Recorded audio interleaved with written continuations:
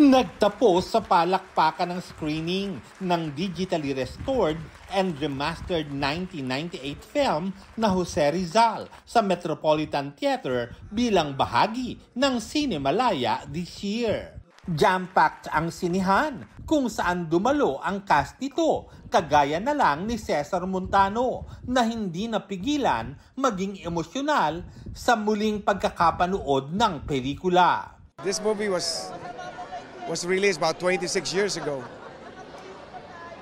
Hindi ko akalain mapapaiyak pa rin ako eh. Sobrang ganda. Originally produced ito ng GMA Pictures, directed by national artist Marilu Diaz-Abaya at co-written by national artist Ricky Lee. And I'm very grateful na remastered siya. Inabangan din ang pagpapalabas ng eyewitness episode na Mud Dive ni Mav Gonzalez at ang Boat to School ni Howie Severino.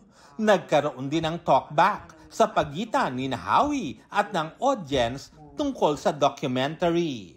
Ayon kay Howie, naniniwala silang hindi lang pang TV ang ganitong klase ng docu, kundi pang sinihan din. Dito rin nabuksan ang opportunity para magkaroon sila ng interaction sa kanilang audience.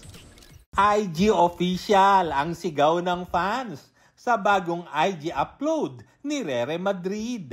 Spotted kasi sila ni Kai Soto na very cozy sa photo na may black heart. Ipinakilalang pinakamabagsik na karakter sa Pulang Araw. Siya si Colonel Yuta Saito, nagagampanan ni Dennis Trillo. Pero sa kabila ng kanyang tapang at angas on cam, ganito pala siya off-cam, kung saan ipinamalas naman niya ang kanyang kakwilahan sa bagong TikTok challenge. Biro pa niya. Alam na natin ang ginagawa niya kapag wala siya masyadong Japanese lines sa taping. Para sa GMA Integrated News, Lar Santiago ang inyong saksi.